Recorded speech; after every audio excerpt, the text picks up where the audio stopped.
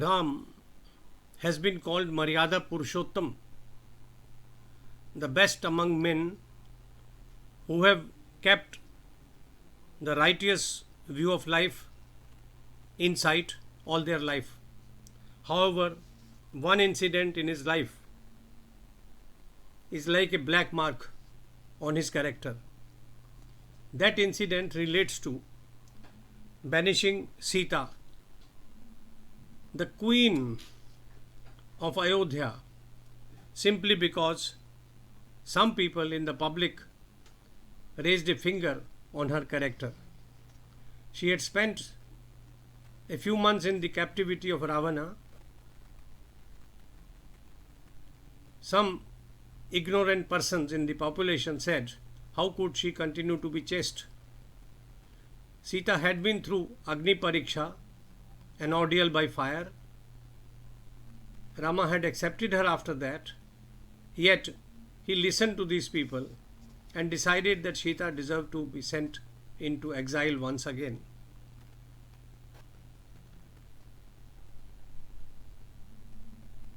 He called his brothers and told them, the people of Ayodhya are talking of this as a scandal, denouncing my conduct and acceptance of Sita as my queen. Anyone whose reputation is tarred like this goes to Naraka. Dear brothers, I am willing to lay down my life to save my reputation against the onslaught of public denunciation. For this, I am willing to forsake you and even Sita.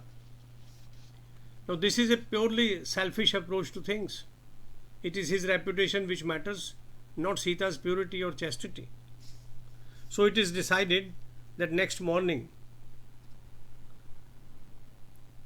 Lakshman, in a chariot driven by Samantra, takes Sita with him and leave her outside the boundaries of our state.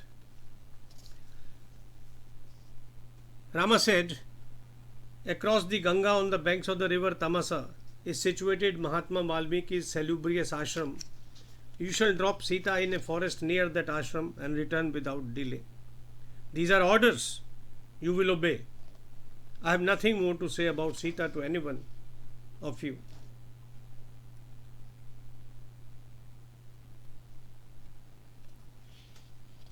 He further added, Sita had asked for a visit to the Muni ashrams situated on the banks of the Ganga. Her wish is being granted. That is what she has to be told. Next morning, an unhappy Lakshman asked Somantra to fetch a chariot driven by swift horses and comfortably equipped for Sita to travel. I have orders to escort her to the Muni ashram, he told the minister cum charioteer. Lakshmana then went to Sita to inform her of a chariot being ready for her to go to the ashram. He said, you had made a request to the king for a visit to the Muni ashram. The king had assured you of its fulfillment. Devi, as per the Maharaja's orders, I shall forthwith drive you to pleasant Rishi ashramas on the banks of the Ganga. An unknowing Sita was delighted at the news. She gathered several costly clothes, ornaments and jewels in order to gift them to the women living in the ashramas.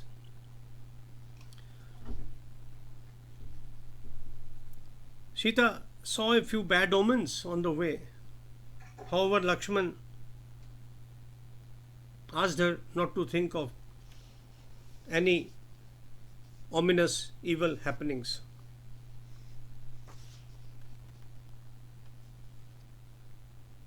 The night was spent in an ashram situated on the banks of the Gomati. Next morning they rode towards the Ganga that destroys all evil. Reaching those holy waters, Lakshmana broke down. His bitter weeping confused Sita beyond measure, as she could not gauge the reason for his sorrow. She asked, Lakshmana, why do you shed tears? Reaching the banks of the Ganga is a fulfillment of my long cherished desire. Is this a moment of joy or not? Why do you weep? Why do you weep and make me sad?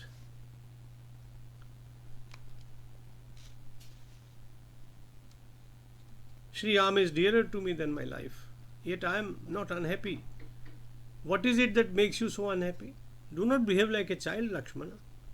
Take me across the Ganga. I desire to have the darshanas of the rishis. I have brought clothes and ornaments for them. We shall spend a night in the ashrama and return to Ayodhya tomorrow. I am keen to return and look at Sri Ram. Lakshmana wiped his tears. The boatman announced that a boat was ready. Accompanied by Sita, Lakshman crossed the river to the western bank. Reaching the other side of Bhagirathi, alighting from the boat with folded hands, Lakshman stood in front of Sita and said, Vaidehi, I am deeply upset because the wise Sri Ram has entrusted me with the assignment that will bring me disrepute in the eyes of the public. In this situation, I would have preferred death or a suffering akin to death. It is not fair that I have to discharge this condemnable duty. Shobhane, kindly do not blame me for these tidings and try to be happy. Saying this, Lakshmana collapsed with grief. Looking at the weeping Lakshmana, beset with sorrow, Sita felt agitated. She could not make anything out of her brother-in-law's pining for death. She said, I am unable to comprehend the meaning of your words. Lakshmana, tell me the truth. Is the Maharaja hale and hearty? All that I notice is that you are not at peace. Kindly tell me what agitates you. In a choking voice, an unhappy and weeping Lakshmana said, The terrible rumors spread in the town regarding your chastity upset Sri Ramchandra, and having taken me into confidence, he retreated into the palace. I cannot narrate to you the evil words spoken about you by some of Ayodhya's people. Sri Rama has taken them to his heart and feels deeply hurt at the same.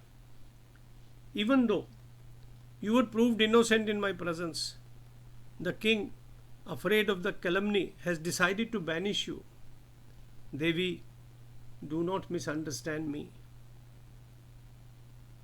Following the king's orders and keeping in mind your desire to visit the Sylvan Rishi ashramas, I propose to take you to one of them. We have arrived at one such Brahmarashi Tapovana on the banks of Ganga. It is a sacred place and ought to be a pleasure to live in. Kindly do not feel despondent. Janaki, in this ashrama lives Maharishi Valmiki, a close friend of my father, the late King Dashratha. You may seek his protection and spend your time happily. You can perform the holy rituals, meditate and think of Sri Ram. In that alone lies your well-being. Jai Sri Ram, Jai Sri Ram, Jai Sri Ram.